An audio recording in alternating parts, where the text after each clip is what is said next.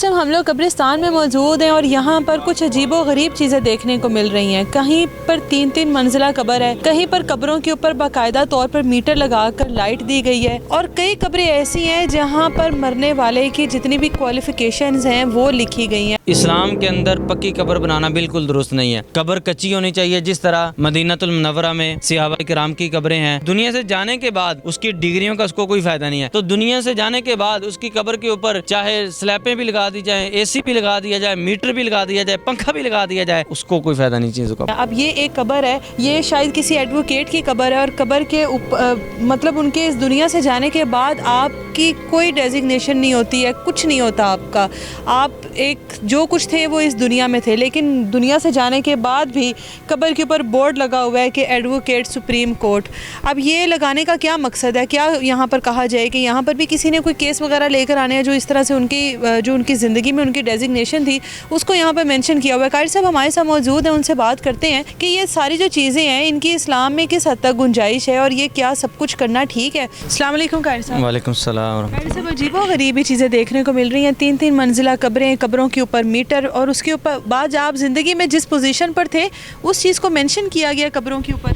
بسم اللہ الرحمن الرحیم. یہ دیکھیں کہ آپ کے سامنے یہ جو قبر ہے یہ 3 منزلہ قبر ہے. اگر شرعی لحاظ سے دیکھا جائے دین اسلام میں پکی قبر بنانا بھی درست نہیں. اللہ کے نبی علیہ الصلوۃ نے حضرت علی رضی اللہ عنہ کو حکم دیا کہ جتنی پکی قبریں ہیں سب کو ختم کر دو. اسلام کے اندر پکی قبر بنانا بالکل درست نہیں ہے. قبر کچی ہونی چاہیے, جس طرح مدینہ المنورہ میں صحابہ کرام کی قبریں ہیں, صحابیات کی قبریں ہیں, امہات المؤمنین کی قبریں ہیں. اسلام میں پکی قبر کا حکم, کچی قبر کا حکم ہے. اور اس طرح 3 منزلہ قبر, اس کے اوپر اتنا خرچہ کرنا, اس سے بہتر یہ تھا کہ دنیا میں کسی غریب کے اوپر یہ خرچ کیا جاتا, کسی غریب کو گھر بنا کے دیا جاتا, کسی غریب بچی کی شادی کر دی جاتی تو اس کا زیادہ اجر ملتا.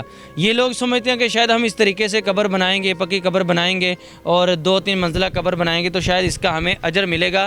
اس کا اجر نہ تو اس کے جو ورثہ ان کو ملتا ہے, نہ جو قبر میں مدفون ہے اس کو بھی اس کا اجر نہیں ملتا. کہ قیامت کے دن ایک قبر سے 70 مردے نکلیں گے. ٹھیک ہے, اب جو قبر اس طرح سے بنا دی گئی ہے, ایک ساتھ مٹی ہو جانا, اس نے تو کبھی نہیں ہونا, تو پھر یہ کیسے ممکن ہے کہ ایک قبر سے 70 مردے نکلنا؟ جس طرح کے حدیث میں آتا ہے کہ ایک قبر سے اتنے 70 مردے نکلیں گے, اس کا یہی طریقہ کہ قبریں کچی ہوں. جس طرح مدینہ المنورہ میں ہوتا ہے کہ جب ایک جگہ قبرستان کی فل ہو جاتی ہے تو پھر پیچھے سے دوبارہ وہ شروع کرتے ہیں. اسی طریقے سے اگر پکی قبریں ہوں گے تو آپ دیکھیں کہ لاہور میں اور اسی طرح دوسرے شہروں میں قبرستانوں کی جگہ کم ہو رہی ہے, اور جب پکی قبریں ہوں گے تو پھر اس طریقے سے کہ مسائل لوگوں کو درپیش ہوں گے. تو یہ اسی طرح سے ممکن ہے کہ جب ہم اسلام کو فالو کریں گے, یہ ایک تو فضول خرچی ہے, دوسرے نمبر پہ اس کا مردے کو کوئی فائدہ نہیں ہے. اللہ کے نبی علیہ السلام نے فرمایا کہ دنیا میں جو بندہ نیک اعمال کرتا ہے وہی اس کو مرنے کے بعد اس کو اجر ملتا ہے. البتہ اس کے جو ورثاء ہیں وہ نیک اعمال کرتے ہیں, بیٹے ہیں, تو اس کا اجر ملتا ہے. یہ بالکل فضول خرچی ہے. لوگوں کو بھی ہم یہی اویئرنیس دیتے ہیں کہ اس سے بہتر یہ تھا کہ جو غریب ہے اس کو کھانا کھلا دیا جائے, اس کو پانی پلا دیا جائے. جس طرح کہ اللہ کے نبی علیہ السلام نے حدیث قدسی ہے کہ قیامت کے قریب ایک بندہ اللہ کی بارگاہ میں آئے گا تو اللہ تعالیٰ فرمائیں گے کہ بندے دنیا میں بھوکا تھا تو نے مجھے کھانا نہیں کھلایا, میں پیاسا تھا تو نے مجھے پانی نہیں پلایا, میں بے لباس تھا تو نے مجھے لباس نہیں دیا. تو اللہ تعالیٰ فرمائیں گے کہ بندے میرا فلاں بندہ بھوکا تھا, اگر تو اس کو کھانا کھلاتا تو آج اس کا اجر ملتا. یہ آپ اپنی زندگی میں جس ڈیزگنیشن پر ہو, اب جیسے میں جس ڈیزگنیشن پر ہوں, کل کو میں مر جاتی ہوں تو میں اپنی قبر پر لکھوا دوں کہ اینکر اینی تھی, تو یہ میرے پاس تو لوگوں نے کوئی اپنا پروگرام تو لے کر آنا نہیں ہے کہ اٹھو اور ہمارا پروگرام کرو. اب یہ کوئی ایڈوکیٹ صاحب تھے, اللہ تعالیٰ ان کے لیے آسانیاں پیدا کرے, قبر کے اوپر اس چیز کو مینشن کروانا, ایڈوکیٹ تھے, یہ کیا ٹھیک ہے؟ دیکھیں کہ جب دنیا سے بندہ چلا جاتا ہے تو اس کے بعد دنیا میں جو اس کے نام تھے یا جو اس کی تعلیم تھی اس حوالے سے آخرت میں اس کو کوئی فائدہ نہیں. اگر اس نے نیک اعمال کیے ہیں اللہ کے ہاں, یا تو نیک روح ہے یا بد روح ہے. اگر نیک اعمال کی ہیں اس کو جنت ملے گی، بد روح ہے بد اعمال کی ہیں تو دوزخ میں جائے گی۔ تو دنیا سے جانے کے بعد اس کی ڈگریوں کا اس کو کوئی فائدہ نہیں ہے۔ اسی طرح اسی قبرستان میں نے ایک اور قبر دیکھی، باقاعدہ اس کی قبر کے اوپر لکھا ہوا ہے ایم فل اسلامیات، اس نے فلاں فلاں ڈگری کی ہے، 7-8 ڈگریوں کے نام لکھے ہوئے ہیں۔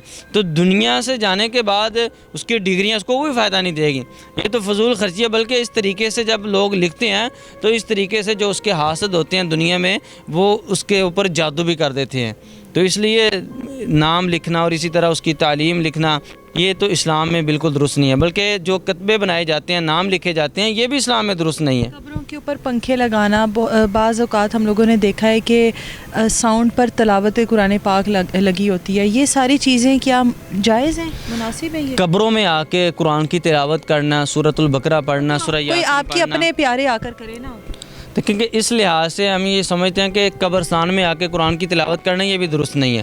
قبرستان میں آئیں اور فوت شدہ خان کے لیے دعا کریں، قبرستان کی وہ پڑھیں اور آ کے باقاعدہ مجاور بن کے اوپر آ کے بیٹھنا اور گھر سے سورہ یاسین لے کے آنا، سورہ بقرہ لے کے آنا کہ اس کی قبر کے اوپر پڑھیں گے تو اس کو فائدہ ہوگا۔ اس طریقے سے اس کو کوئی فائدہ نہیں ہوتا۔ کہیں پر بھی بیٹھ کر پڑھ کے بخش سکتے ہیں نا؟ بالکل کہیں بھی بیٹھ کے، بلکہ ہر نماز میں ہم دعا کرتے ہیں رب اجعلنی مقیم الصلاۃ ومن ذریتی، اور اسی طرح مومنوں کے لیے بھی دعا کرتے ہیں کہ اللہ جتنے مومنین فوت ہو چکے ہیں سب کی بخشش فرما۔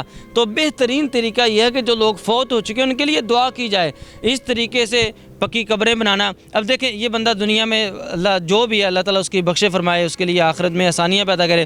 ہو سکتا ہے کہ اس کے بیٹوں نے دنیا میں اس کو پوچھا نہ ہو، یہ میڈیسن کو ترستا ہو، اس کو کبھی فروٹ نہ دیا انہوں نے۔ اگر جب والدین زندہ ہیں تو ان کی خدمت کی جائے، ان کو کھانا کھلایا جائے، ان کو میڈیسن دی جائے۔ بے شمار افراد ہمارے پاس آتے ہیں، بوڑھے والدین آتے ہیں، وہ کہتے ہیں کہ ہمارے بچوں نے ہمیں گھر سے نکال دیا ہے۔ تو جب وہی والدین دنیا سے جاتے ہیں تو پھر اس طریقے سے دنیا کو دکھانے کے لیے کہ ہم اپنے والدین کے بڑے خدمت گزار ہیں تو اس طرح کے وہ طریقے ہاتھ کنڈے اختیار کرتے ہیں، تو اس چیز کا ان کو کوئی فائدہ نہیں ملتا اسلام۔ جو انسان اس دنیا سے چلا گیا ہے، قبر من و مٹی کے نیچے چلا گیا، اس کو کیا پنکھے کی ہوا اور لائٹ کی ضرورت ہے؟